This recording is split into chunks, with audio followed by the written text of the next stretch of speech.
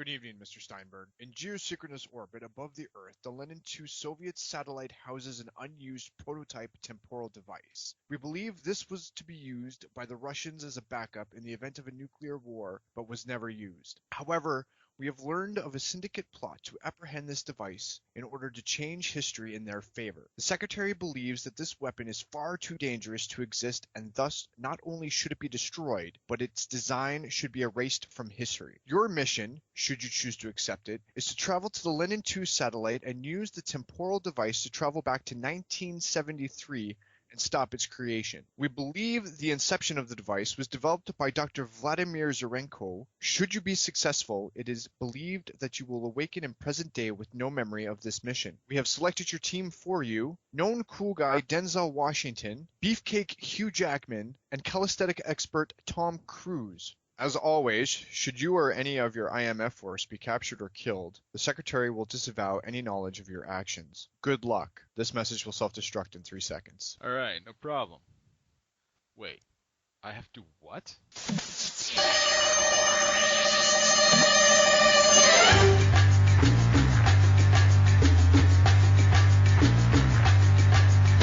So we have a podcast. Podcast number 2. This would So be number plural, 2. we have podcasts. Well, we have a podcast and we have 2 episodes of a podcast. That is true. It's no longer just this recording sitting on my computer. It's now a thing that people have listened to. They've heard our voices. They've responded to our voices. They've given us some feedback on some of the stuff that we've said and maybe not said. And I hate the sound of my own voice. you're hearing it through your skull. I get that. I get the science behind it. Sitting down and listening to the podcast, I like the flow. From the very beginning to the very end, the flow was seamless. I think it kept it nice and easy, and it flowed from one topic to the other, so people didn't get lost. You didn't get lost. I didn't get lost, but a few people that I know that have listened to it said the same thing, that it flowed well. There was no pauses. It kept you into it. It's a good start considering we didn't know what we were doing. And a lot of people telling me, well, you didn't do this and you didn't do that. For example, we didn't plug ourselves, so we didn't say, hey, subscribe and follow us and all that kind of stuff. And I say, hey, just look at the title. We didn't know what we were doing. Working on it. We're still kind of in the prototype phase. We're not in the beta phase anymore. We're now in the point 1 phase. Point 1 phase, yeah. So if you, dear listener, have anything out there that you want to explain to us, tell us, or anything at all, just to say hi, send us an email at metafilmlist@gmail.com. Comment, rate, subscribe on YouTube. Yeah, follow us on Facebook and come to the website and just comment on stuff there. So we know what it is that you guys are thinking, because we do not have ESP yet. Yet. That is the most important thing. We're working on that too. I know this is a podcast. One of the things I like is doing it by the seat of our pants. Blurting out whatever comes into my head first, or whatever comes into your head. Well, that's part of the fun of a podcast. With all the feedback and everything, I think you and I are going to be our own worst critics. That way we'll keep this going for like 150 episodes, and people will continue to promote it. We've already got 2 requests of people wanting to be on the podcast, but let's see how we do so far, and then maybe we'll get some guest stars and some other people. I love it when people want to hang. That's great. The more the merrier. We'll figure that one out when we get there. Right now we're just building this thing up. Did you listen to it on your computer? Did you download it? Did you have it on headphones? I had it on my laptop. Okay, so you heard it coming out of the speakers of your laptop. Now, the thing that you may not be aware of is that we're in stereo. Now, I don't know if that's a good thing or a bad thing. It was kind of weird. I was in one ear and you were in the other ear. And if I ever lifted off one of the earphones, I only heard one side of the conversation. I don't know if people like that one person's on your left and one person's on your right kind of thing. I can probably mix it into a mono, so both sides are the same, but I don't know if that's a good idea or a bad idea. I feel sorry for the first person who had to listen to that with headphones on besides us, because it must have been you standing on the right side, me standing on the left side, and just chatting into their face. I think it was the other way around. Either way. But yeah, we're channeling to their brain. That's what a podcast is. It's you and me directly talking to people's brains. The last time somebody channeled something into somebody's brain, their head exploded. I don't know if you've ever seen the movie Scanners. That pretty much I've what seen it feels the like. scene from Scanners where people's head explode. That's the extent of my knowledge of the film. That's all you need to know. So when we recorded the first podcast, you hadn't seen the website yet. You didn't know where this was going. We just kind of talked about how we wanted to build this podcast, and you were on board with it. So since then, I started promoting the website, which this podcast lives on. I'm curious to know, what do you think of the of the website? So far, I've enjoyed the website. And I've also enjoyed the fact that within its infancy, people have already started to contribute to the website. I'm enjoying the fact that new things are being added on a regular basis. You've just recently got like a soundtrack section where people are talking about soundtracks. Yep, that's Vivian. Yeah, someone you're close to has done a soundtrack already, The Dark Crystal. We have a few others who want to be, or at least saying this is a great soundtrack to listen to without writing stuff about it. So I started a YouTube channel just to promote that. I'm trying to figure out a way to do movie quotes. We have Justin doing Spoiler Alert. He's now done 2 episodes of that. So you, dear listener, you may have actually seen the 3rd episode of Spoiler Alert before even hearing the sound of this podcast. For the podcast, I wanted to get it on RSS and get it on iTunes, but that turned into a technical feat in and of itself, and at this point in time we're just kind of throwing it up. Hopefully we'll be on iTunes in the future. If anyone else has any idea of how to do that, if you, Corey, want to listen and try to figure out how to put things on RSS and on iTunes, I welcome that. I'm not that technical, man. I could break a toaster, I think. Well, me neither. Well, it's a work in progress trying to figure things out. But in our first episode, before you ever saw anything, we were talking about 1 million listeners, and we already have 115 subscribers on the Facebook feed. So we're 1% there. Better than 0.0%. No, I'm glad. I'm glad people are listening, and I'm glad people are throwing out their feedback. And I'm happy that you listeners are going to the website and looking at this stuff, enjoying what we're bringing to you. Which isn't much at this moment in time. But it will be, hopefully. We're working on it. We're working on it. The website is a work in progress. If anyone wants to write film reviews, I welcome submissions. We'll look them over and possibly post them up. Do you have anything else that you want to do with it or possibly add to it? Or would you take suggestions from close people to add things? Recently, somebody said the logo is too big, so I made the logo small. Okay. Somebody else said that there should be a page that you could see all the reviews currently made, and from best to worst, for example, or just in alphabetical orders. But I think I'll add that once there are a lot more reviews. Right now, it's about having fun. It's about trying to add some stuff, be creative. I'm trying to encourage other people to be creative. It's about having a place where people can output their creativity when it comes to film. If somebody wants to come up with a segment and build on it, I'm here to encourage that. All right. If we keep the current pacing that we've been doing, in about 4 years, 5 years, maybe we'll have that 1 million viewers. Whether we do or not, this is just wonderful to do. And I'm glad you've done this. I really am. And I congratulate you for this. I congratulate you for your half of your participation in this. You just hired me to talk, that's all. Any follow-up on anything we talked about in the last episode? There's 2 things that I wanted to mention. We were on Back to the Future last time, and the thing that we didn't mention was somebody made a hoverboard. It's a Lexus hoverboard. It's a combination of liquid nitrogen, dry ice, and magnets. Unfortunately, it doesn't run over solid ground yet. It runs on a track. And I like the way they built the specific skateboard park to house it with the tracks laid into the rams. But we're getting there. It's close. Prototype hoverboard. I'll throw a link in the show notes for the hoverboard is real. Ish. Also on Back to the Future news, Nike tried to make the shoe. It doesn't self-lace, but it does have LED Nike little screens on it, and they sold it at auction. They made a couple hundred pairs of it. Hey, I'll take the size adjusting jacket and self-drying. I want the flying car. There's so many problems with the flying car. You know what? We're going to put that one on the back burner. That'll be an interesting discussion for another time. We'll get back to the flying car. The other thing that constantly drives me nuts, I think this has been happening for at least 3 years, of people posting on Facebook a picture of the time circuits and the destination screen with the date photoshopped to show the current date and saying that today is the future. And it's been happening for maybe 2-3 years of people posting that the future is 2012. No. I wanted to make it very clear, since we're still on Back to the Future, but October 21st of this year, the future. 30 years ago, Marty McFly traveled in time as of October 21st. That's awesome. Yeah, that movie's 30 years old. It hurts. I think the term is normalize. No, I like I guess normalize. No, that's actually the technical word for it. Sorry, equalize is what Denzel does. Sorry. Because he's the equalizer? Because he equalizes people? Yeah, that was a fun movie, okay? Fair enough. I didn't see it. Hey man, it's what you get for a movie based off a 80s concept. Yeah. Originally played by a white dude, but now played by Denzel Washington. Because Denzel's trying to prove something? Denzel really has nothing else to prove anymore. Then why does he keep making action movies where he has to look cool? Because Denzel likes to look cool and do actiony things. Unless, of course, he's doing movies like Flight that are just kind of boring. I find Denzel does one of two roles. He's either does this drunk thing, like in Flight, or he does this smooth-talking action. Suave. Like Training Day. Yeah, Training Day, American Gangster, Book of Eli, and Two Guns. Everything else he's done. Deja Vu, Man on Fire. I find that a lot of these films, it's him just trying to show that he's cool. There's the scene in Two Guns where for the security for his car, he presses the button and the car explodes, and he does the slow motion, not looking back at the car because he's that cool, and it just Cool guys don't look at explosions. Cool guys don't look at explosions. I'm looking at his film lists of late, and all of them seem to come off as being, I'm cool, action hero, don't mess with me. I'm Denzel Washington. I'm Denzel Washington.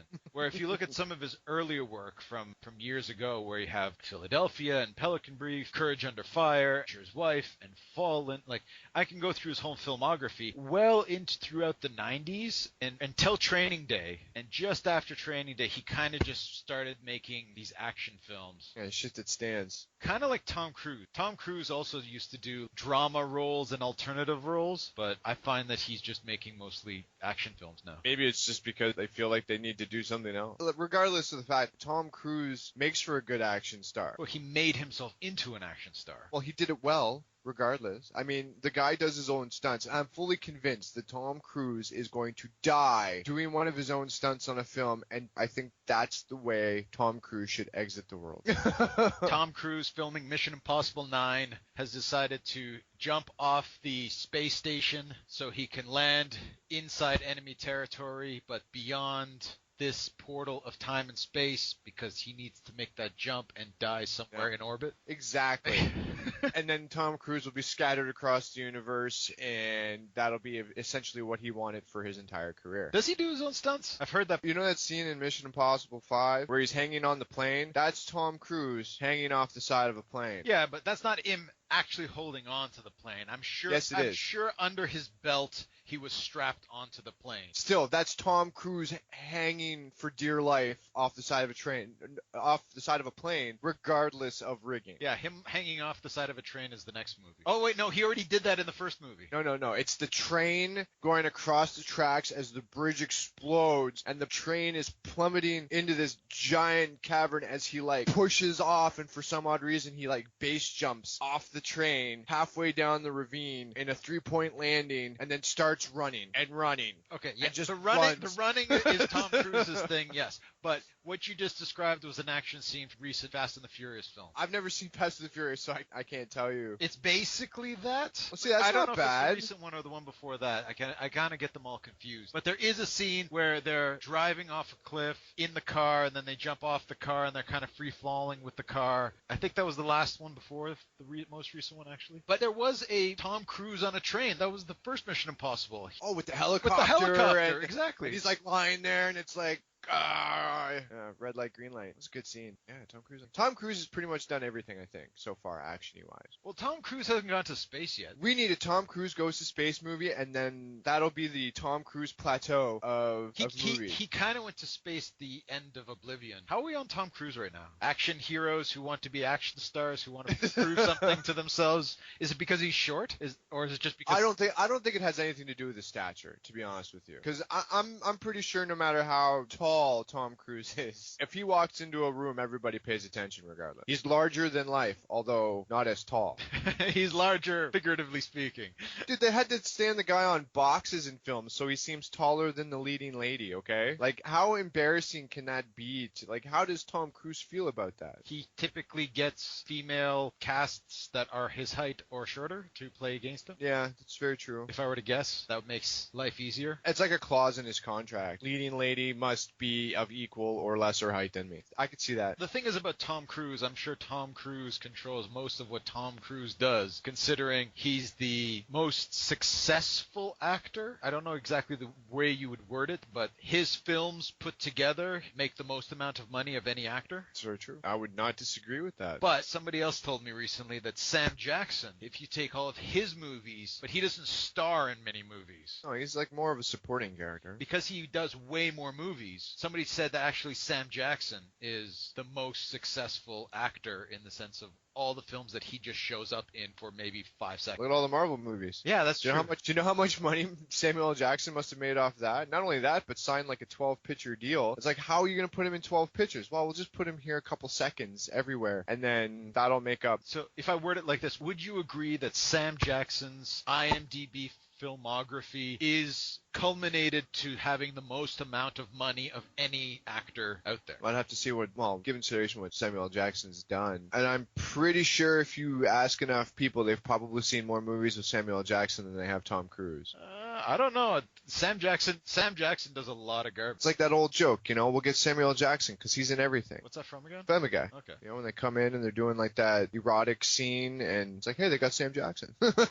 So he was in 1, 2, 3, 4, 5, 6, 7, 8, 9, 10 films last year. Ooh, Samuel L. Jackson? Samuel L. Jackson. He's a busy man. 163, eh? Wow. He was in Kingsman. He was in an episode of Black Dynamite. He was in the movie Big Game. He was in the movie Kite. He was in 2 episodes of Agents of S.H.I.E.L.D. He was Nick Fury in Captain America. He was in RoboCop. He was in Reasonable Doubt. The guy's in a lot of movies. He is. Could you imagine like his publicist or his like agent? Do you want to play the president with a machine gun in Big Game? And yeah, let's do this. He's a busy man. At the same time, how busy can he be with all of these things? He doesn't do very much in some of these films. I have no idea how busy he is. This is the way I see it. Samuel L. Jackson walks in on the set. He's like, okay, let's do this. One take, it's done. That's how efficient I think Samuel L. Jackson is. He just walks in on the set. He's like already in the outfit because, that's what he wore that day. Krusty the Clown walking in to do his recording for the Krusty Doll, where he comes in, he grabs the mic, he reads the lines, and just turns around and leaves. And it cuts to the guy putting the reel onto the thing. All right, Krusty, let's get Krusty. That's exactly what it is. Samuel L. Jackson doesn't phone it in. He goes in, he does it, and he calls it a day. And then he's like, okay, I only got 5 minutes to do this because I'm needed down the parking lot for another role. Let's go. Let's do this. I'm sure somewhere in Japan or in Indonesia, he's doing Lexus commercials as well. Well, it's like Tommy Lee Jones on the front of coffee machines for some apparent reason in Japan. Like, okay. Leonardo DiCaprio is a big tire salesman dude in Japan as well. Arnold Schwarzenegger's another one too. Have you ever seen any of Arnold Schwarzenegger's like old Japanese commercials? Back in the day, it was really funny. He's doing adverts in the UK for cinema tickets and cinema clubs. So he's been showing up on Join Our Club at the cinema. That's pretty cool. I like some of the side projects some of these actors have, That's pretty cool. Well, people are trying to get busy, trying to get an extra buck. I'm sure George Clooney holding a cup of coffee sells crazy amounts of really overpriced, expensive Nespresso coffee. George Clooney drinks this coffee? I have to drink this coffee. Then I'll be like George Clooney.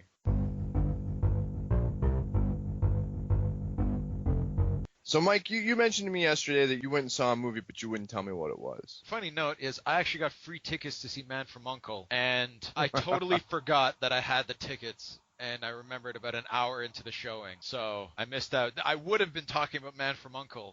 at this particular moment in time, but I'm not going to talk about Man. Instead, we're going to talk about Mission Impossible Rogue Nation. All right. I've been waiting for this. So it is the best Mission Impossible of all the Mission Impossible films, which is impressive considering there are 5 now films, and he's doing a 6th. He's already jumping into number 6? It's already been announced that he's doing number 6. He's doing Top Gun 2, Mission Impossible 6, Jack Reacher 2. Jack Reacher 2 I'm more interested in than Top Gun 2. Depends what they do. I guess so. They do the fighter jet versus the drone. No, they've already did that, though. There was a movie like that. It had Jamie Foxx in it. Stealth. Stealth. Yeah. But Stealth was garbage. Sure, but the idea was sound. I'm sure whatever Top Gun 2 is, it's going to be fun. But anyway, Mission Impossible Rogue Nation was awesome. The only thing I really have to say in order to encourage people to go see it is that it is the best one out of all the Mission Impossible films. All the Mission Impossible films have the same ish plot, kind of with the exception of the second one, is there are good agents, there are double agents, there are triple agents. They're trying to infiltrate stuff. Bad agents are infiltrating the CIA and the IMF. So inevitably, the loyalty of the IMF and Tom Cruise's team gets put into question. Eventually, the good guys are chasing Tom Cruise, and the bad guys are chasing Tom Cruise. Tom Cruise can't trust the good guys because he doesn't know whether or not there are bad guys infiltrated in the CIA. Every single Mission Impossible is the same, but where the first one got overly convoluted and people got lost. Do people still understand the plot from Mission Impossible, like the first one? I think a lot of people claim they do, and let me put it this way. I always thought I understood it as well, but it took me many, many viewings to really understand the intricacies of everything that was going on in that. There's a lot going on. I don't know how much even I fully understand that movie. They were trying to make it as convoluted as humanly possible. Which significantly got better with each installment, which takes us up to number 5. I would say Mission Impossible 2 was the polar opposite of the first one. Well, that's what happens when you get John Woo to direct a movie. And that's probably the most simplistic one, as you just had a good agent who went bad, so Tom Cruise has to go hunt down the bad agent. My only problem, though, is that it sounds like the same plot. Like, the way you describe Mission Impossible 5 is exactly the plot line for the first 4. Yeah, basically they took the first 4 and they put it all into one movie. Yeah, Tom Cruise is an agent for IMF, and then something bad happens, and an evil ex-member of CIA or the IMF comes after Tom Cruise, and then they think Tom Cruise has gone rogue, and then it's Tom Cruise bringing together his ragtag band of vagabonds to go out there and set the record straight and save the IMF and save themselves so they don't end up on the disavowed list, because no one wants to end up on the disavowed list. Yeah, that's pretty much what happens in the movie. It's the same thing as the other films, except the difference is they were able to keep this from being too convoluted. As much as what you just said sounds totally convoluted, they were able to keep this rather straightforward throughout the entire film. And at the same time, what made the movie good is that it didn't lose its focus and it didn't lose its pacing. Once the movie starts, it has the music and it gets you excited with the theme song, and then you have the opening kind of James Bond opening shot. I'll spoil it. Him on the side of the plane is the opening shot of the movie. And then it cuts to the opening montage, like the original series, showing you very few glimpses of things that are going to happen in the movie, getting you pumped up and excited. And then when the movie starts, it doesn't stop. It just keeps going with the intensity of that opening. They just keep cutting from one scene to the next scene without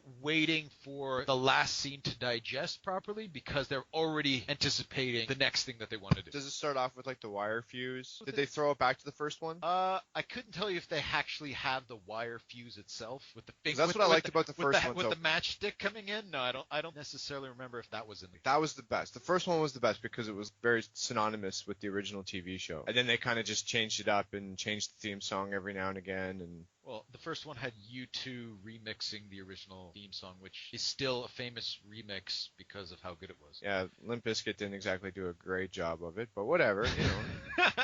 It's a John Woo action movie. You know, got to give its graces where graces are due. With this film, the action was great. It did let up. I thought the fourth one was a step down from the series. I thought 1 and 2 and 3 each brought its own flavor and tried to push the series in a different direction, whereas Ghost Protocol seemed like they were almost making it silly. Would you go so far to say like the first one was like a good adaptation of a TV show, although a convoluted plot? The second one was a really sweet action film directed by John Woo, where the third one was like a J.J. Abrams spy drama as opposed to like an action fest. Yeah, I would say that's fair. There's definitely throwbacks to spy-related stuff in the way they try to pull it off. The fourth one, to me, felt almost like they were making fun of themselves. It seemed silly, and they knew they were being silly. There's scenes, for example, at the opening scene, he's in the prison, and he's gesturing to the camera that he wants Simon Pegg to open the door, and there's a funny relation between him gesturing silently to the camera and Simon Pegg talking to himself in front of a computer saying, no, he's not going to open the door. Tom Cruise should turn around and go to the extraction point. And when you're watching the scene when it first came out, I guess it was kind of interesting because you had that relationship because they were a team. But watching it now in retrospect, it seems stupid because no one really knows what they're doing. I had a hard time swallowing Simon Pegg in Ghost Protocol. After seeing him in Star Trek and the Cornetto trilogy and having a funny presence and then putting him in this pseudo-serious like spy drama or action flick. But he was put into it because he's the comedy sidekick, I think is the expression. Yeah, but the other ones prove that you don't need a comedic sidekick. He's what Emilio Estevez would have been if he had survived the first one. But he died in the opening scene of the first one. That must have really hurt. I would say Simon Pegg was the worst part of the new Mission Impossible because he had to do that funny commentary thing that he does. So Tom Cruise is wanting to do something crazy or he's doing something crazy, and there you have Simon Pegg next to him commenting on the fact that what he's doing is crazy or doesn't make sense or is so there's a scene where he's driving back through the streets of Casablanca, and Simon Pegg of course is commenting that he's driving backwards and he has to watch out for the boxes. Eventually that gets really old. To be honest with you, it sounds like more of a hassle because I'm watching the movie, I'm seeing what's going on. I don't need somebody in the movie telling me what's going on. I think the director knew that, so they found a way to make him stop doing that for the latter portion of the film. There's a specific portion of the film in which that happens, and then that kind of stops for a while. They were aware that that could get annoying, unlike the previous film where he was in it through the whole film. Here there was spacing between having Pegg and not having Pegg for various different ways. After the backwards race car scene in Casablanca, it quickly switches to a motorcycle chase scene, very much in reference to the second Mission Impossible, but this one, the motorcycles are faster, he is not wearing a helmet, and he's doing crazier stuff with guys chasing him with machine guns. Gotta up that bar. Sounds like it upped the bar, though. It did up the bar, and the impossible thing isn't a vertical impossible thing as it was in the first 4 films. The impossible thing he has to do is different this time, and because he starts the movie with the vertical thing with the airplane, so he doesn't want to do another vertical thing, and he climbed the tallest building in the world in the last movie, so people are kind of tired of the vertical thing. They gotta go horizontal. Until Mission Impossible 9, where he has to jump out of space. Yes, I totally support Mission Impossible in space, totally. The other thing that bothers me about the film is Jeremy Renner really needs to pick which spy agency he's working for, because between IMF, SHIELD, and whatever that agency was in the Bourne films, Jeremy Renner is starting to typecast himself as being standard spy. That's the headline on his resume. We'll play spy.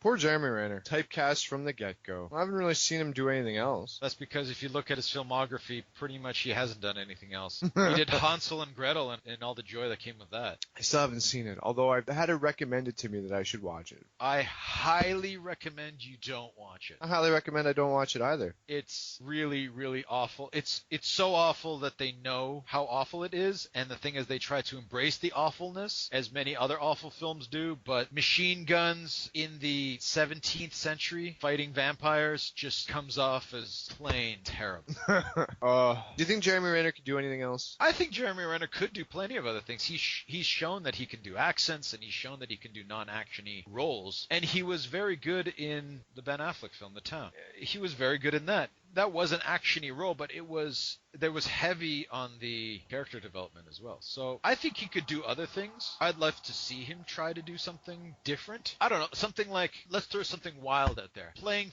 Freddy Krueger in the new Nightmare on Elm Street film. Okay. You know, something wildly different than what he typically does. Yeah, it would have to be, on one half, it's his spy roles, and then you'd have to go like completely polar opposite just to see what he could do. If you scroll through the pictures of his pictures on IMDb, half of them are him holding a microphone from interviews, and the other half is him holding a gun. That's actually pretty good.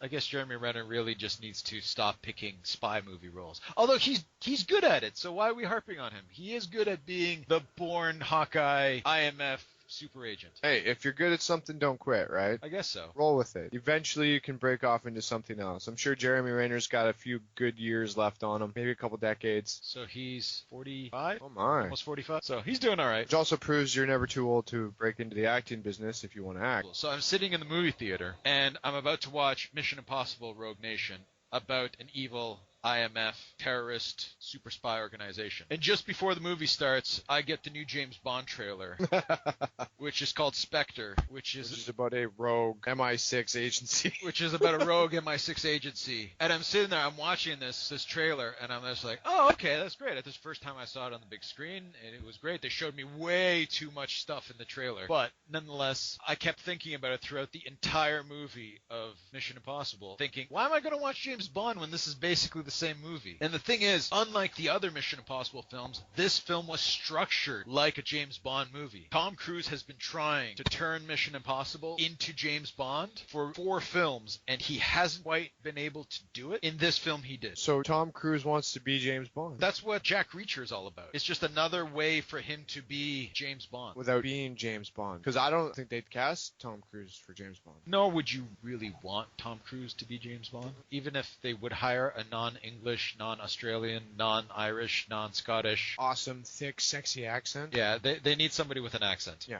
And the thing is, it's also become quite a centric English identity. The Brits are really proud of James Bond, so people know that, and people like him being British, so it works. With the exception of the one Aussie, all the rest have been from the Isles. Yeah, they have. So it works. Yeah, if you look at some of the rest of the films that Tom Cruise has done, Night and Day, Edge of Tomorrow, a lot of these films is him trying to be James Bond. I just like how we kind of went backwards. Usually you would start off as an action star and then go into other roles because you can prove that you have it, whereas Tom Cruise is like, I proved that I have it. I just want to mess around now.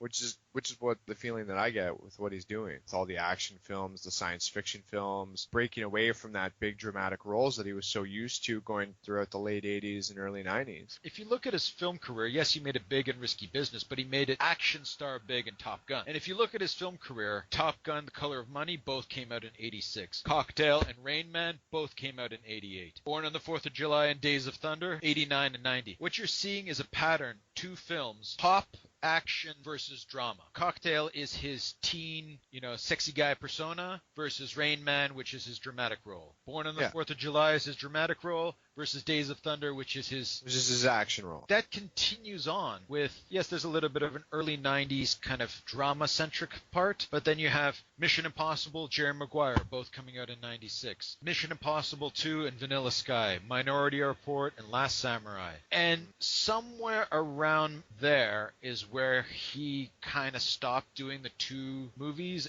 or stopped going back and forth. Started making 1 movie a year, and it's pretty much straight out Collateral, War of the Worlds, Mission Impossible, Valkyrie, Night and Day, Ghost Protocol, Jack Reacher, Oblivion, Edge of Tomorrow. He's just, that's it, done with drama, don't care anymore. I'm going to be an action hero. I love his dramas, though. His dramas are really good.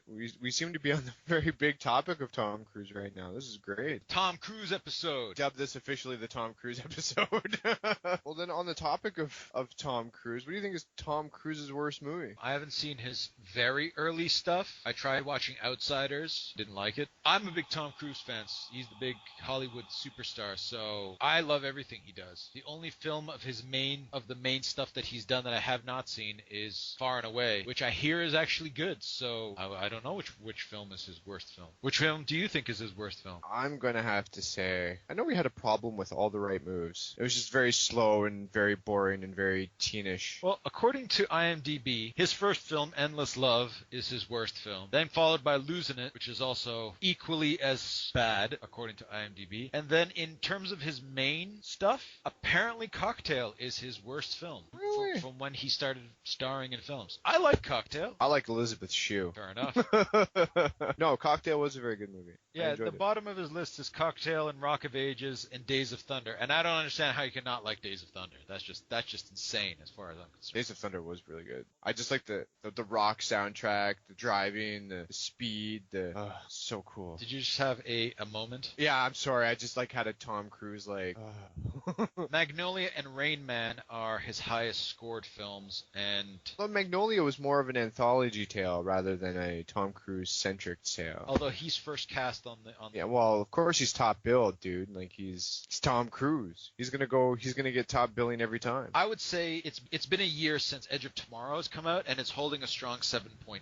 That's good. So Edge of Tomorrow is probably the most successful Tom Cruise fully centric Tom Cruise movie. Edge of Tomorrow. Since we're on the topic of Rogue Nation, which we're still on after all this time, Rogue Nation is the 5th installment of the Mission Impossible series. And though it's only been out for a short period of time and the score is not fully accurate, it's currently scoring a 7.8, and it is currently, I did some research, the highest ranking Part 5 of any series. So IMDb states Empire Strikes Back as a Part 5, but Technically, it's 2. technically it's the second film that was made, and Star Wars Episode 2 is the 5th Star Wars film that was made, building off the knowledge and experience and just kind of ideas from previous films. I did a little bit of research for other Part 5s that the new Mission Impossible film falls into. So I just wanted to hear some of your thoughts on some of these other films. Let's start with Terminator Genesis. I'm not keen. I was never keen on the fact of them actually doing another Terminator movie. Just for the sheer fact that they messed up the last few. To me, it will always be Terminator and Terminator 2. Anything after that, I won't see. If I do, it'll be by a slim chance. They should just stop making these films. Yeah, in my mind, they should just stop making Terminator films. Call it a day. That's it. It's over. Stop beating a dead horse. I think we'll eventually get into the nitty-gritty of Terminator Genesis once we see it. Ugh. Neither of us have seen it. But just to keep down the lines, the other Part 5s, which is not a very long list. Fast 5. One day I will sit down and I will watch the Fast and Furious franchise. Superman Returns. That is the 5th Superman A bunch film. of hokey BS. Like, I understand that they were trying to capture the Christopher Reeves era of Superman, and sure, Brandon Routh pulls that off nicely. Ish. But when the movie came out, I think they were expecting something more from a superhero genre, especially from Superman. So Superman Returns really came off short. One of the most enjoyable things about that film was probably Kevin Spacey. But yeah, so just kind of streaming through some of the rest of these. Star Trek V, the worst Star Trek movie. Seed of Chucky, the final and last. We've beaten this concept to death. Chucky. I haven't even seen Seed of Chucky yet. The Twilight Saga Breaking Dawn Part 2, which you can call Part 5 if you want, or it could be Part 4, Part 2. Yeah. Harry Potter Order of the Phoenix. I was very bored watching that movie. The worst Harry Potter film. Even the book was boring. The book is also the thickest. Yeah, it was boring book. It was a very boring movie. Harry Potter goes back to school for the year where nothing exciting happens except a bunch of talking and plot setup and... Yeah, a whole bunch of nothing. The thing is about Harry Potter, at least it was part of a series. By the time this movie came out, I believe the final book had already come out, so they knew what they were doing. They had a direction. So Harry Potter is kind of a different thing compared to most of the rest of these films, simply because most of these films, they made a movie, they decided later at some point to make another movie. They had no vision, no view, no nothing about how they were going to be structuring any of this stuff. So that's very true. At least here with Order of the Phoenix, as boring as it is, at least they had some idea where they were going with it, which we'll come back to in another point. We have A Good Day to Die Hard. The one of him in Russia. Yeah, Bruce Willis really phoned it in that day. Rocky V. Street Fight with Tommy Gunn. As much as I'm okay with Rocky V, it is the worst Rocky film. Why is it the worst Rocky film? Which is a worse Rocky film? I would rather watch 1 through 4, skip over 5, and then go into 6, and never acknowledge the fact that 5 happened. So yes, you're agreeing with me. It's the worst Rocky film. Of course I'm agreeing with you. It's the worst Rocky film.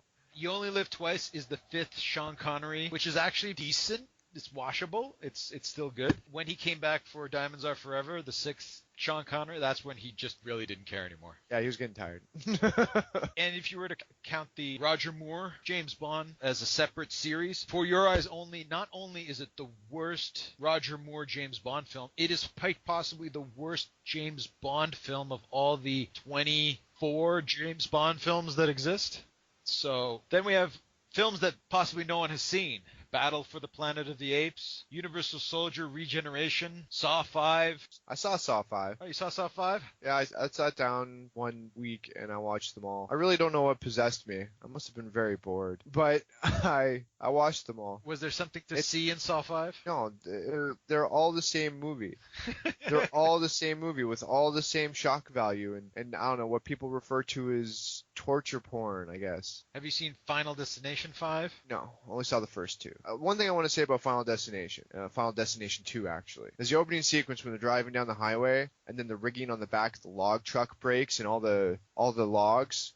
I've always wondered that going on long car trips. staring at these log trucks, like, what seriously would happen on a highway if the rigging broke? Final Destination 2 answered my question. They would not be flying in perfect CGI into flying through cars and so on and so forth. It would be something akin to that. The driver would brake, the logs would fall down, maybe crush a car. Oh, I feel sorry for that poor car. Anyways. Diary of the Dead. I think that's the George A. Romero still trying to make zombie films. Good zombie movies. Resident Evil Retribution. I didn't even know there was a fifth one. I only knew there were like 3. I didn't know there was a 4 or a 5. I don't remember this. Maybe you do. Nightmare on Elm Street 5, The Dream Child. I don't remember it being good. No, it was pretty much the worst out of the franchise. No, Freddy's Dead is and Freddy's Revenge are all both pretty bad. Nightmare on Elm Street 2 is pretty bad. I think A New Nightmare is the one that I like the most. Yeah, me too. 5, The Dream Child. Yeah.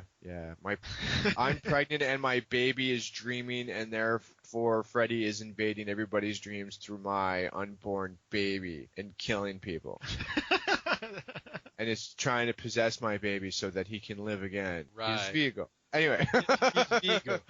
He's Vigo. So we got Halloween 5, which is, from what I remember, not completely, utterly terrible. But as Halloween 3 is not really part of the series, the 5th Halloween film would be The Curse of Michael Myers, which is absolutely dreadful. I wouldn't know. I haven't really made it past part 2. That's okay. Don't. You don't need to. Okay. We got Friday the 13th, A New Beginning. That's the one that doesn't have Jason in it. They killed Jason. Why they call it A New Beginning if Jason's not in it? Because they were tricking the audience to believing that Jason was in it. What's the 6th one? Jason Lives. Okay, because they had to bring him back because people didn't like the fact that he wasn't in the 5th. Yeah, that's because the fifth one was terrible. And then he takes Manhattan. And then he takes Manhattan. Eventually he takes Manhattan. And then he eats people's hearts. And then, which is awesome. Then he goes to space, which is fantastic. Then we have Police Academy 5, Assignment Miami Beach, which I believe is the film that Steve Guttenberg finally said, I am not doing any more Police Academy films. Well, yeah. I mean, what was the 4th one called? Police Academy 4, Citizens on Patrol. He was in it. Police Academy 5 is the film that even he got to the point of being like, I am done with this franchise. Yeah, Assignment Miami Beach was a very far stretch from Citizens on Patrol. So then we have the 5th Alien film is Alien vs. Predator. I didn't like that. Though bad, not as bad as the second Alien vs. Predator. I haven't even seen the second Alien vs. Predator movie, but I'd like to say one thing, that Predators was pretty cool. I haven't seen Predators. I do need to see Predators. I believe it was rated R. Cool. A few more here, and that will nicely segue into our next subject. A stretch of part 5 would be the 5th Batman movie was Batman Begins. Okay. So that's a decent part 5, although Batman's a ninja. Batman's a ninja. We mentioned Star Wars Episode 2 and how awesome that was. And then we got Ninja Turtles 2014, which was absolutely dreadful. What did you think of that film? Words cannot describe my utter disappointment in that film. For a minute there, I thought when I walked in and I sat down in the movie that I was going to watch a movie about Fruit Ninja. Because of them like doing the whole like slicing up the fruit at the beginning. I'm like, okay, that's great, Michael Bay. You're really stretching it out there. And then just the series of reshoots and the fan, hatred, and the movie itself was a mess. Are you going to see the sequel? No, probably. Will I pay money to go see it? No, but I will watch it when I can get a copy of it. Then we have Amazing Spider-Man 2, the 5th Spider-Man film, the one that killed the second franchise. You know what? I didn't realize until later on after watching the first movie, because I just didn't care while watching it, is that when the scene when they're like fighting within like the electrical towers, as he's beating up Spider-Man, he's playing Itsy Bitsy Spider as he bounces him off the coils. Oh yeah? Is that what they did? Yeah, they're playing that, and I'm like, it makes me hate it even more now that they would do that. Regardless of the fact, it was a horrible, horrible mess. In some aspect too, like I knew exactly what was happening or going to happen just because of being a fan of the comic book and watching Gwen Stacy and the way she dressed, and then when she showed up in that one outfit, I'm like, they're gonna kill her. We touched up now on at least 3 of my personal all-time most hated films, and we'll save that conversation for another time. But I'm sure some people out there really, really loathe Good Day to Die Hard, and I'm sure other people really hate Episode 2. Oh yeah,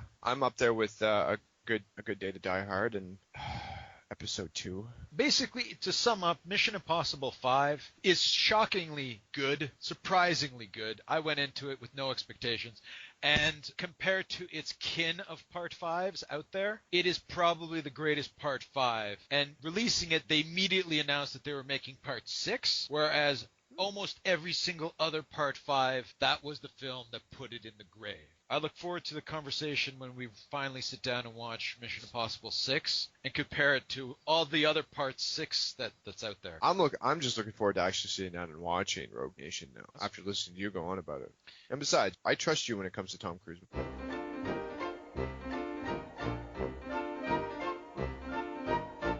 So I got another Part 5 or 6, depending on how you want to gauge it. You gave me some homework, so I want to talk about it. So you asked me to watch The Road Cut, Days of Future Past, which I watched. First of all, we have to put the same preface in front of this. There were 3 X-Men movies starring Hugh Jackman. Yep. There were 2 Wolverine films starring Hugh Jackman. So this is the 6th Hugh Jackman Wolverine film. If you don't want to count it that way, you can count it as 3 X-Men films. There was a First Class, and this is the 5th of the X-Men films. Or the 2nd of the new class and 4th of the original X-Men films. So there's a lot of different ways to measure this, but I think it's easiest to say that you have to just count them all, because not only do you have to count the Hugh Jackman X-Men films, but you have to count the one non-Hugh Jackman X-Men. It is the X-Men universe for Fox, so they all do exist within the same. When you're talking about a series that's so established, they lack all coherence of vision. They fall into the category of, we made a movie, hey, that was fun, let's make another movie. Yeah. I almost guarantee that the next film has no connection to that apocalypse scene at the end of the movie. They threw in that apocalypse scene at the end of the credits of Days of Future Past, which is him, with people bowing to him and him building pyramids and stuff like that. I 100% guarantee that the next film will not reference that in any way, shape, or form. That you trying to figure out how that fits with the next film will totally not work. They just decided to throw it in there, and then when the next film comes around, they're just going to be like, okay, whatever. It's like the end of the scene of Wolverine where he goes to Japan, and then he's going through the airport, and Charles and Eric show up, and then they never mention about them meeting in the airport ever again. Yeah, I have a few comments on Days of Future Past on that thing. So Xavier fully does die at the end of Last Stand, and yes, Yeah. There's a post-credit scene where he disintegrates. His molecules get ripped apart. Yeah. So there is a kind of suggestion that his consciousness may be alive in the comatose body. And then he just shows up at the end of Wolverine, and he shows up in this movie. No explanation. None. They just glossed over that. Same thing with Magneto. He lost his powers at the end of Last Stand. And there was maybe a suggestion that he maybe still had them. And then he shows up in this film with full powers. They don't care. My only explanation for it is that Days of Futures Past takes place in an alternate future. That doesn't make sense. I know it doesn't, but it's X-Men. There's got to be a reason. The reason is they just decided to say, let's not waste time on explaining that stuff. Yeah, let's just get right to the nit and gritty. There was another one. Wolverine clearly loses his adamantium at the end of Wolverine in one of his claws, where he gets bone marrow sucked out of him. And at the end, he has a little bit of adamantium coming out, and the rest were all bone claws. And in this film, he has adamantium claws. Full out. Yeah. Then no reference. Maybe his other claw. Maybe it was the other claw. I don't remember which hand it was, and they specifically only show one claw. Again, no reference whatsoever. It's complete disinterest to spend the time on that nitty-gritty stuff. But at the same time, one of the things that drives me nuts about this film, which I think fans love, especially geek fans love this stuff, is the constant winking of stuff about the other movies. I'm sure fanboys love that, and maybe you do too. I kind of do too, but it gets to the point in Days of Futures Past where it's in your face almost all the time. Magneto walks up to collect his helmet. They have to show the burnt out outfit and the broken wing and so on and so forth. But it's not only that, it's wink wink, what if your claws were metal? I could be able to do stuff with you then. Or, do you remember what you said in the last movie as Mystique talks to Beast? Or, do you remember what happened in the last movie as Xavier talks to Wolverine? You said this. Or Magneto walking with the 2 spheres floating above his hand. Wasn't that cool in X2 when Magneto did this? Look at him do it again. Yeah. It's driven down your throat through the entire movie. A constant wink wink. Remember in part 2 when this happened? I would like to think that it was slightly intentional too for the build up to the end of that movie. To me, Days of Futures Past is Bryan Singer saying, I'm really sorry that I made for X2 and X3. Well, people love X2. At the same time, he's like, I'm really sorry.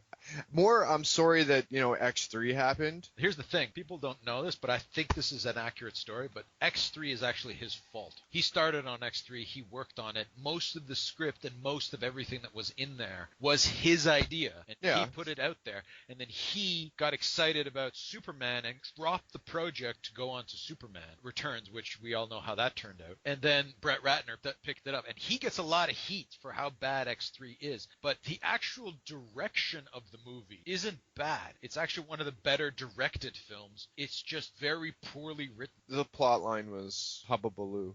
Bryan Singer did come back and he did make it, but it's so much bigger now than it was when X3 came out. True, but I'm also going to say this, and I'm not afraid to do this, but I think Days of Future Past is the best X-Men movie. It is, because it's probably the best put together X-Men movie and probably the closest to what the X-Men feel like when it comes to reading an X-Men comic. I do have a lot of problems with the other films. Yeah. I thought watching Days of Future Past actually made me feel like I was actually reading an X-Men comic book from the 90s. It was what encompassed the X-Men. You got to see the X-Men do X-Men things. They finally introduced Sentinels. Should have been in the first movie. Yeah. Or at least the second one.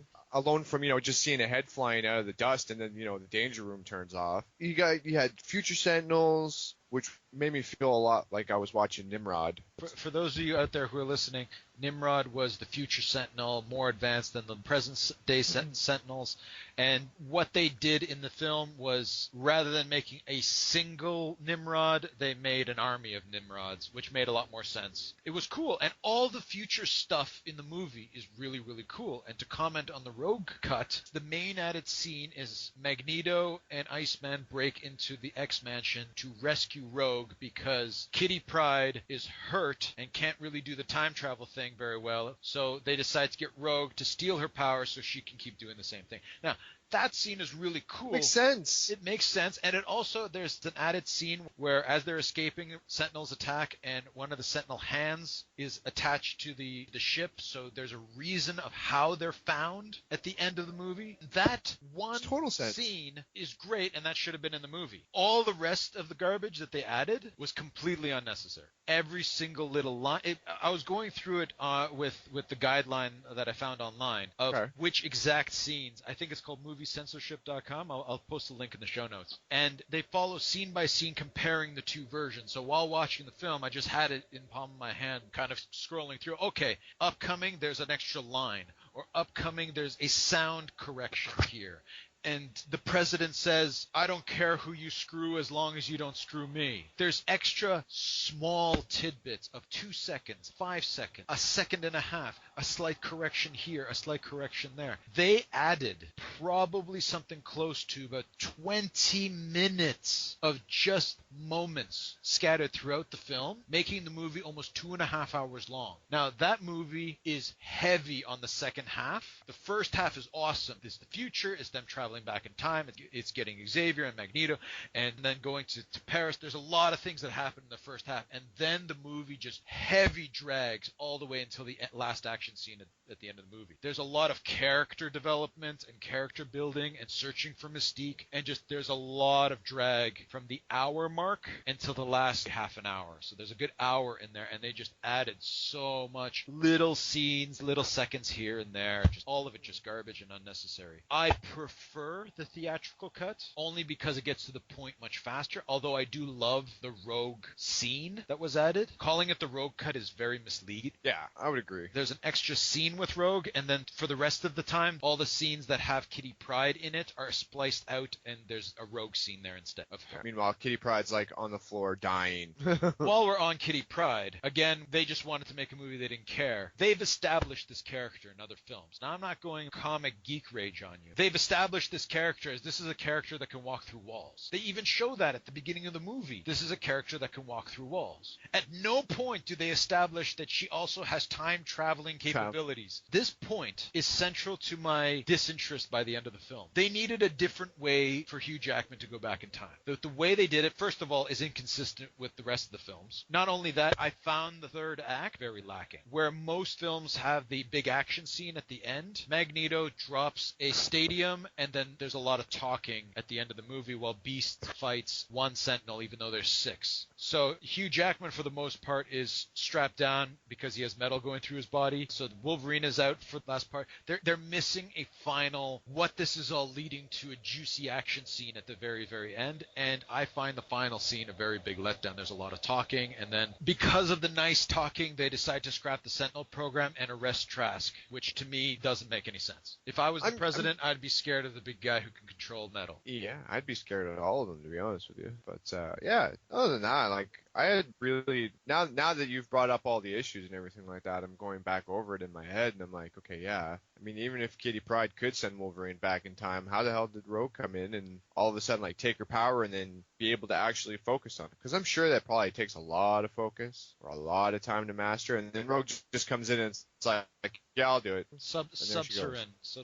You know? But it's just, as a film, I find the third act quite lacking. And to me, I think what would have made the best ending would have been the future Sentinels kill everybody in the future, find the time machine, whatever, time mutant, time machine, time whatever, the thing that sends Wolverine back in time, not the Kitty Pryde concept, but there's something else that sends him back in time. And one of the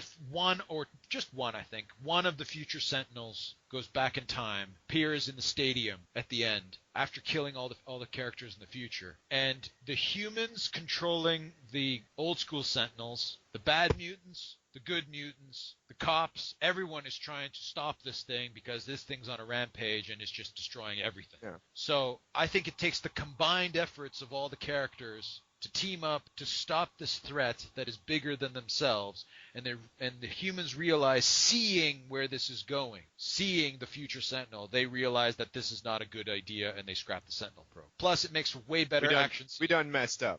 That would actually be really. It also makes for a way better action scene at the end of the movie, and you actually get to see it in the daylight, because in the rest of the movie, whenever they show you one of the Sentinels, it's always night and dark and stormy and nuclear winter. The future's a very dark and gloomy place. You know, bad stuff happened. People were oppressed. Is that it's a very dystopic society. Nuclear winter? Is that what they were alluding to? The future is a very dark and dreary place. It's not necessarily nuclear winter. It's just a depiction of a dystopic society where Sentinels targeted humans that would eventually pass down the X gene and then just started decimating humans and mutants alike. It's a very dark and dreary place, very sad. So of course it's going to be dark. You have to have the dark. It's like, this is a very bad place to be. There's no sunlight. Sunlight would be hope. Sunlight would represent hope, and that's bad because you want to be like, oh, it's very depressing and everybody's so sad and down and robots are coming to kill us. Robots are coming to kill us. We're so beaten, but and then there's that little glimmer of sunshine. Are we going to acknowledge the full Terminator ripoff?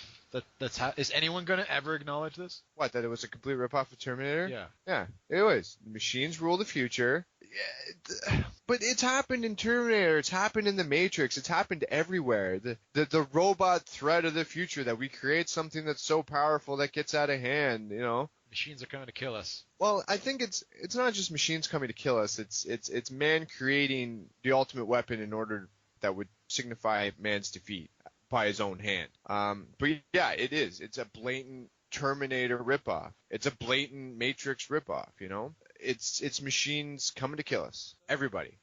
Create it with a good intention. So to kind of sum up, now that we've said everything that we need to say, first of all, Rogue cut, there's a cool scene. I like the way they cut it, though. I like the way that, it's Iceman and Magneto going through the X-Mansion while it's Magneto in the past going through the... That was well done. That was cool. That was a cool, parallel. That was, one of the best scenes, I thought. Yeah, that they so added. like I said, that scene is really great. And if you wanted to re-edit, I would just take the theatrical cut the extra scenes you need to make it Rogue make sense. But the rest of it, I think, needs to be heavily cut down some more. There's a lot. I've sounded very negative, but overall, there's a lot of things I like about this. I think the casting is great. I think the action is great. I think some of the ideas and the way it was implemented, some of the scenes are really hilarious. Where present day Wolverine, 1970s Wolverine wakes up because of other things that are happening, and he's freaking out. He doesn't know what's happening, and Xavier says, "You've taken bad acid, really bad acid." And that's hilarious, and it works really great, and it's well put together overall. It's very well manicured in order to make it a high quality film. So there's a lot of good things in the movie, but it's intercut with things that I don't like as much. And I'm not just nitpicky in the sense of things that even bother me in the movie. And ultimately, if there is a third act, which I guess there is, somehow Magneto can control the robots and activate them, which makes no sense. But no, they explain that in the movie. He laces them with metal. yes, which I believe will allow him to control the robots, make them move, not turn them on. Okay, fair enough. Yeah, that makes sense. I don't know how that one works. I'm confused now. Okay. Oh. So it's a lot. There's a lot of this which Bryan Singer does, and the producers of these films do, which is let's just do this, and no one voices anything, and no one cares. And anyway, it's this kind of stuff. Just Magneto does not have the power to activate the machines and have them work the way he wants them to work. He has the power to move the metal that is interlaced in them, and so on. That's fair. I find the third act really weak. I find it a blatant ripoff of Terminator, which is a better movie. I find a lot of things in the movie are really well done. Of course, the Quicksilver scenes is absolutely fantastic. They're all of them. The acting is great. There's a lot of cool parts, but that's what I mean. The movie is very mishmashy to me of good and bad. Ultimately, it's hard to gauge it because there's so much nostalgia, it being the 6th or 7th film. Yeah. I agree that it suffers a lot of pacing problems. You know, there's points in the movie where you're just like, yeah, on the edge of your seat, and then all of a sudden it just kind of drops off, and you're just like, I am just watching this so that I can still stay invested in it. And then the pacing goes up, and then the pacing kind of levels out, and then the pacing kind of drops, and then the pacing goes up again. You know? Yeah. So that it's hard, but I think sitting down and watching it, I think the payoff's really good. I still like it as a movie. I just have a lot of problems with it. Like I said in the last episode, I don't think the next one's going to be good. I hope it is. I don't think it's going to be. But that keeping your expectations low means I'll be pleasantly surprised. Very good. You had homework as well. Yeah, yes I did. I ended up watching a 1944 film by the name of Double Indemnity. This movie, once again, it's the second movie that I've watched in the last little while. The first one being The Lost Weekend, 1945. Oddly enough, directed by the same person. Yeah, that's his next film. Yeah. So this is your second film, what, in life? No, this is my second film from that era of movies. I'm not keen on watching black and white movies. But at your behest and much convincing, I've decided to break into it. Okay. So I watched Double Indemnity. Well, let's hold on. Tell me about what's it about black and white that bothers you? I like the style of color. I like what you can do with color. But here's the thing.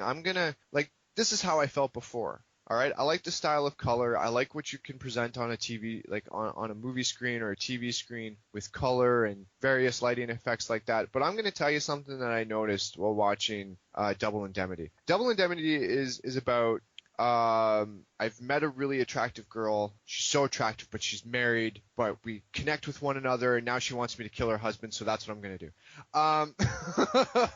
And this is a basic plot point for a lot of movies, especially movies in the 80s and the early 90s. You know, like Basic Instinct or A Perfect Murder. So we've got this nice setup in a film noir where our main character Walter you start off the car's like driving down the road, and he comes into his office and he's clearly like in a lot of pain, and he starts recounting the story of how he got into this situation. And it's the narrative that really brings you into it. It's this guy that's telling the story as he's like lying in his office dying, like, this is what happened. I'm so sorry. I'm going to get my story out. So now we're brought into like a tale of murder and intrigue and suspense.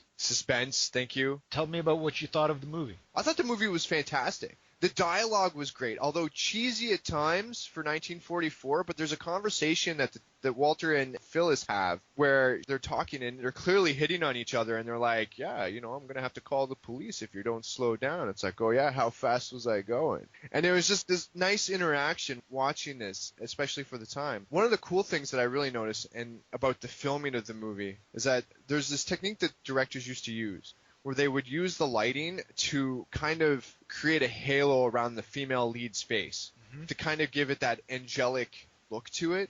And they'd even do it in color versions like throughout the 50s and the 60s. It just brings out the beauty of the woman's face.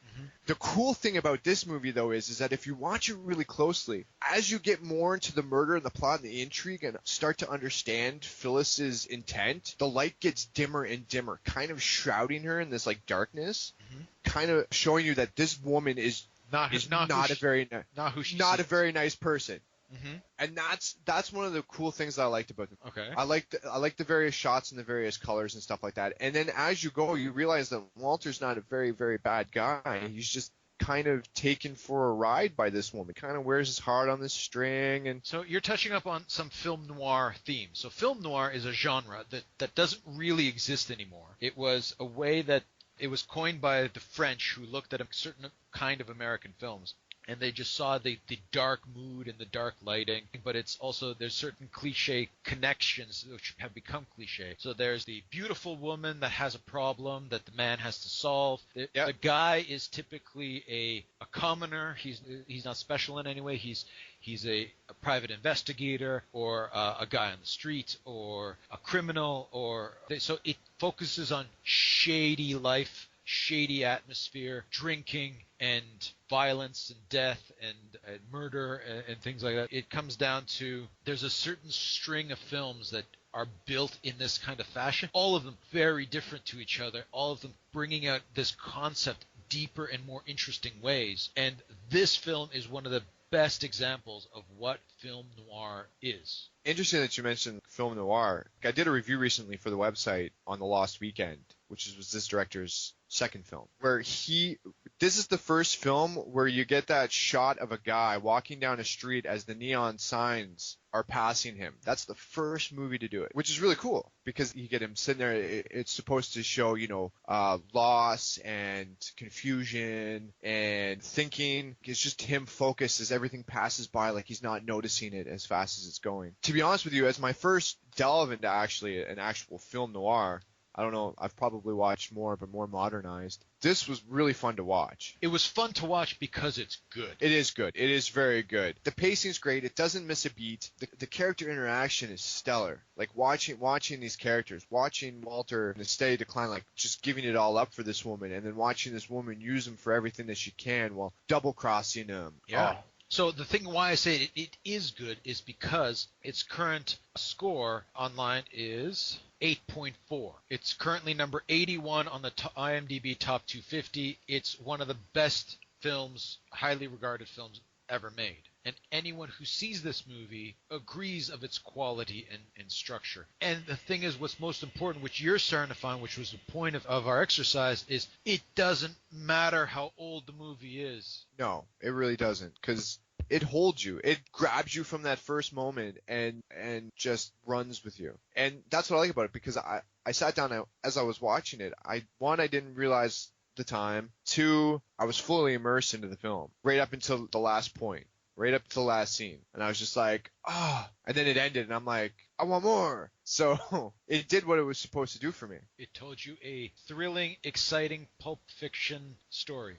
So good. So you're looking forward to more film noir? Yes, I want more film noir. You have to give me some more. Well, you have one. You have one for homework, which we'll get to. I've got, so after watching Double Indemnity and after watching it at your behest and everything like that, you also told me that it was slightly remade. Yeah. Or close to a remake. That's right. This is 1981's Body Heat with William Hurt and Kathleen Turner. Yep. But you know what it was always about with Kathleen Turner? It was the deep voice. Okay. It's the sultry, deep voice. It's almost hypnotic watching her talk, watching Body Heat. So Body Heat is essentially the same plot line as Double Indemnity. It's based on the same book. Yeah, it's guy meets girl, girl uses guy to kill husband for money. Although the plot in Body Heat is more complex than it was in Double Indemnity. That's typical of modern films. Yeah, it's very complex to the point where after watching films like that, I kind of figured it out. Mm-hmm. Like I figured out her intent. I figured out who this other girl was and all this stuff by the end of it. Not as stylistically appealing as Double Indemnity. No. But it was still good. It still kept that film noir touch to it. In a modern way. In a very modern way. You could definitely tell the difference between the two. It was a totally modern film, right up to the way that the shots were made, the acting. Well, you're comparing a 1944 film to a 1981 film. I liked the flirtation intense in Double Indemnity more than I liked in Body Heat. Body Heat was more let's just have the sex. That's because times have changed. Back in the day, you would have that level of flirtation before. Maybe the characters in the original film never even had sex. Yeah, but the build up and like Double Indemnity's build up, and obviously for 1944 the lack of sexual encounters was actually more of a gripping story than using sex as a plot device in Body Heat. Well, I mentioned before, Body Heat falls into that category of sexy thrillers of the 90s. Erotic thrillers. That's right. Although there was nothing, sure, but it wasn't as nearly as erotic thriller as, say, Fatal Attraction. Sure. Which was totally based on the rules of attraction, or say Basic Instinct. These movies are where sex is the major plot point, like, whereas, Double Indemnity doesn't use it. It's just the relationship that they have. Sex is kind of like read between the lines. I think the idea of erotic thriller comes about from a major Hollywood film that's heavy on the nudity while being a dark thriller type film. So there was a period of time in which that the Hays Code wasn't around anymore, which I'll talk about at some other point. Okay. And that they wanted to make films where there was female nudity in it, and they put together. Okay, I'm not opposed to female nudity. Clearly not. But after watching Double Indemnity and then watching Body Heat, I realized that you don't need the nudity to drive the story forward. But this was the thing of the 80s that they wanted to do in the 80s, was they wanted to have a naked woman on screen, which you couldn't do before. See, the other thing too is the subtle. I like the scene in Body Heat where they're both lying in the bathtub and they're just like having that intimate moment, and you see her turning his gears while he's trying to manipulate her at the same time. The reason why they're in the bathtub obviously is because it's like this gigantic heat wave, which was cool. But that scene was necessary, but then there's like other shots where, like, I get sex plays a big important part of it. One of the scenes that stands out most in Body Heat is when, she shuts him down, he starts to leave the house, and then he turns around, he sees her through the window, and then he puts like a piece of lawn furniture through the window, totally smashing it, and just goes in and completely ravages her right on the floor. I was just like, okay, that's cool. That's cool. It was unnecessary. He could have just opened the door, but, whatever. For dramatic effect, it smashed the door, go in, and take the woman. IMDb suggests 9.5 weeks, Body Double, Last Seduction, and Crimes of Passion, and Dress to Kill. These are all film noir, erotic, sexual thrillers. I like sexy thriller. Sexy thrillers. But you know what I like, though? The thing about Body Heat, though, is that it does play on the trope at the time. It was 1981. A woman using her body and her looks to seduce a man to get her to do what she wants him to do. At this point in time, sex is heavy in cinema. So it does make sense. William Hurt was heavy with the mustache. He was heavy with the mustache, and he rocked it hard. Also, too, Mickey Rourke, I had my face butchered. Like, I'm like, where's Mickey Rourke in this film? And then I see this guy, and I'm like, wait, that's him. But he looks so good. Yeah, well, Mickey Rourke used to be awesome. Both movies were very entertaining. I was captivated by them, and I enjoyed watching it. Whereas Double Indemnity was the one that originally set it all up. Body Heat followed the specific tropes. And modernized them. And modernized them. I'm not sure if Body Heat was the first one to start with the specific tropes, like, throughout the last couple decades now. Like the complex plot points, the I stole somebody's identity. It's one of many films in this series that try to do the same kind of thing. Some of them are like, the woman's clearly like, this woman was not insane. She was smart. She was calculating. And I'm talking about Body Heat. She knew what she was doing and she knew what she wanted. Right up until the very end where she got what she wanted. But even then, in the final shot, there seemed to be an emptiness or a forlorn look in her eyes. She got what she wanted, but did she really want all that? Which is really cool. Body Heat in and of itself is a good movie. Its current score is 7.4, and it's recommended by the 1001 Movies to See Before You Die book. So in and of itself, it is a cool film, and it is well done, and it is considerably different than Double Indemnity, that it's trying to do different things while using the same book as a basis. Double Indemnity is a better film because the number of things that it succeeds in doing on top of just the plot and the way it influences the plot pushes it into one of the top stardom films of all time. When you think about it, Double Indemnity is the reason why you have all these movies now. If anything, if you see sexy thrillers, chances are what you're watching was set up by Double Indemnity. Well, you need to delve a little bit deeper into the whole film noir world because a lot of them are based on similar structures. Male protagonist, because he's in love, does some stupid things that he wouldn't do under different circumstances because he's smart and calculating. It's the setup. You know, it was a hot day outside as I'm sitting at my desk when she breezed through the door, and then that just levels it out, and now he's going to do whatever he can for her because he's completely blinded by beauty. I think what you are exactly quoting, that inner monologue concept, that is from Humphrey Bogart's The Big Sleep, which I think we'll eventually get to on the show. But that's also a crime film noir. Private detective Philip Marlowe is hired by a rich family. Before the complex case is over, he's seen murder, blackmail, and what might be love. I want to watch that. That's the movie that has the monologue. I haven't seen it yet. I'm not that far along in my bogey career yet, but that's the movie that you're talking about. And that's been spoofed tons of times, of that inner monologue, inner thing, trying to figure out what to do next. I like the narrative of the inner monologue. Yeah. That's why I liked Double Indemnity too. This movie did it, but except it came out as a confession on tape. That's where the monologue comes from. But I like that. I like how the entire movie was his confession. Fair enough. It didn't start off in Body Heat. I was kind of half expecting to go into Body Heat and having a bit of an inner monologue, but I didn't. The movie was point A to point B to point C and then end. It was very cut and dry. It was very easy to follow, you know, but I like the idea of the confession, the idea of the inner monologue, because I was more connected with the character of Walter in Double Indemnity than I was with William Hurt's character in Body Heat. So shall we put Big Sleep for homework? Yeah, I'm going to watch The Big Sleep. I'm excited. 1946 crime film noir mystery. Oh, this is going to be good. So have you seen a Humphrey Bogart film before? No.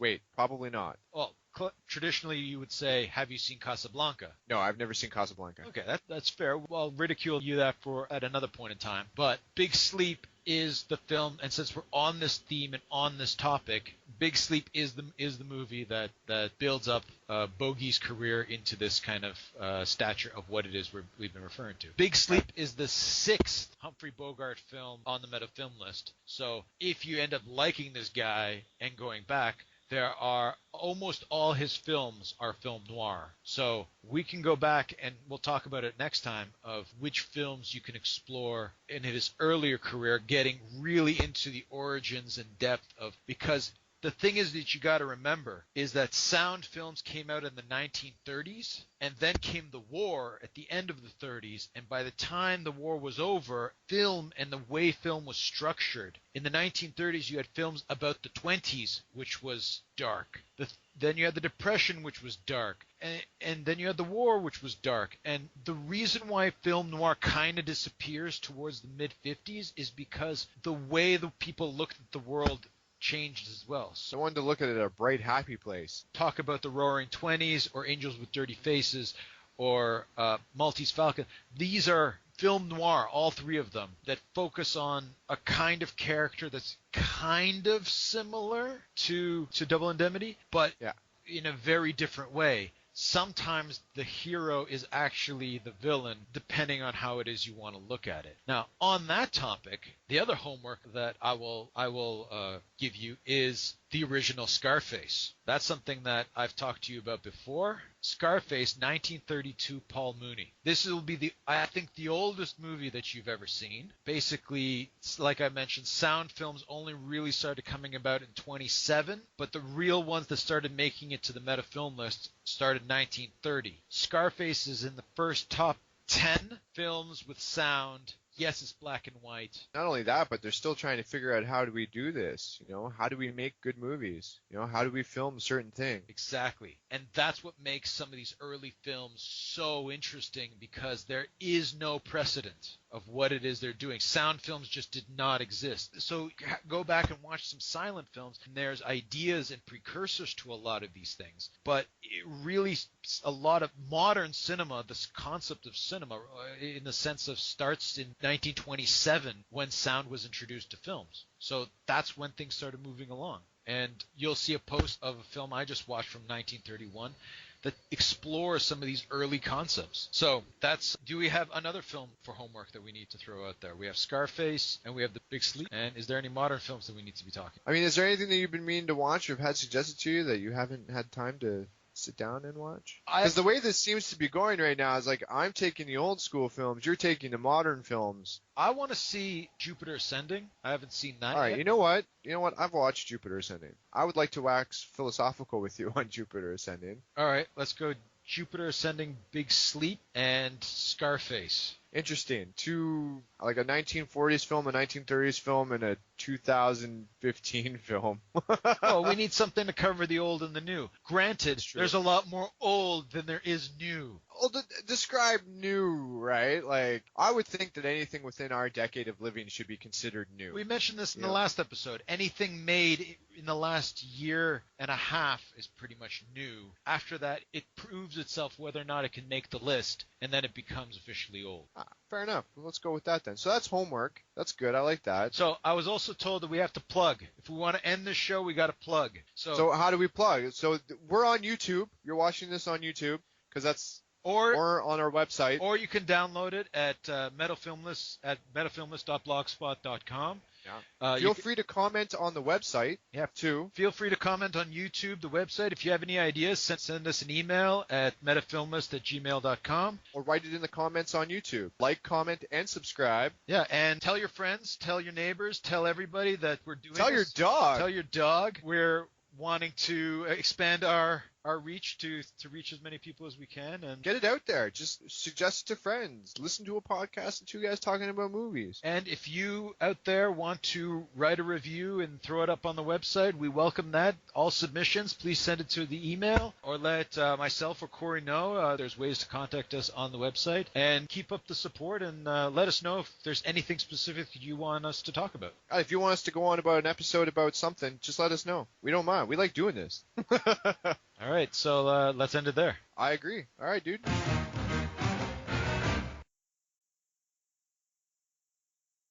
Prototype tempura device.